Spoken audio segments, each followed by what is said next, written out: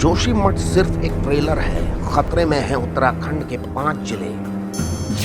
रुद्रप्रयाग से लेकर टिहरी गढ़वाल, पौड़ी से लेकर बागेश्वर, उत्तरकाशी से लेकर नैनीताल, सब जगह दिख रही है खतरे की आहट। आने वाले खतरे से अनजान रहोगे तो बहुत बड़ा अंजाम भुगतोगे।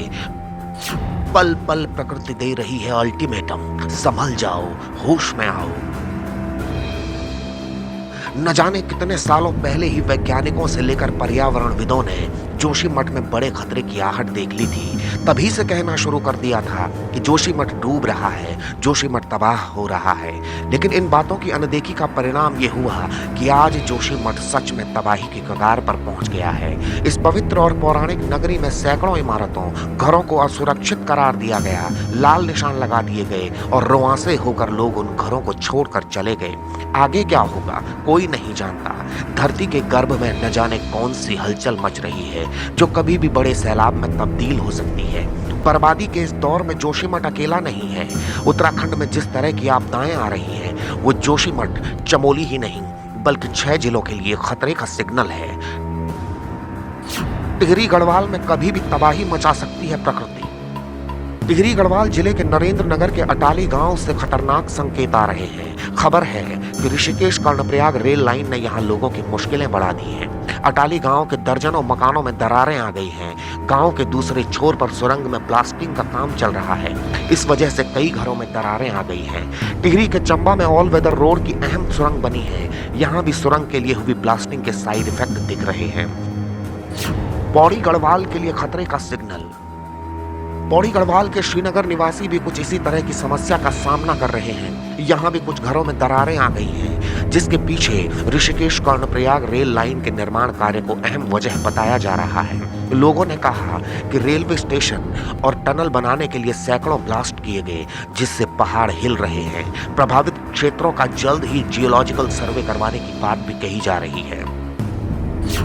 उत्तरकाशी की धरती लोगों को डरा रही है। उत्तरकाशी के मस्तदी और भटवाड़ी गांव के आसपास भी काफी निर्माण चल रहा है। यहाँ भी लोग डरे हुए हैं। उत्तरकाशी में इससे पहले 1991 में भूकंप आ चुका है। इसके बाद उत्तरकाशी ने वरुणावत पर्वत का रौद्र रूप देखा। इसलिए माना जा रहा है कि आने वाले वक्त में उत्तरकाशी में कोई बड़ा हादसा हो सकता है। एक्सपर्ट्स की माने तो भटवाड़ी गांव की भौगोलिक स्थिति जोशीमठ की तरह है। अब अगर कुछ हुआ तो स्थिति भयावह होगी। अगर जल्द से जल्द यहाँ के लिए कुछ किया नहीं गया तो फिर आगे संभलने के लिए कुछ नहीं बचेगा। रुद्रप्रयाग भी भुगत रहा है विकास के साइड इफेक्ट। रुद्रप्रयाग का मरोड़ा गांव ऋषिकेश कर्णप्रयाग रेल लाइन निर्माण का खामियाजा भुगत रहा है। पहाड़ों में भूस्खलन की संभावनाओं को देखते हुए ज्यादातर ट्रैक सुरंगों के जरिए बनाए जा रहे हैं। ऐसे में रुद्रप्रयाग के अंतर्गत आने वाले कई घरों में मोटी दरारें पड़ गई हैं। रेल लाइन टनल के निर्माण के कारण कुछ घर धराशायी हो गए हैं और कई घर बर्बाद होने के कगार पर हैं। जिन प्रभावित परिवारों को अभी तक मुआवजा नहीं मिला है, वो आज भी जर्जर मकानों में रह रहे हैं। झीलों की नगरी नैनीताल के लिए मिल रही है वार्निंग।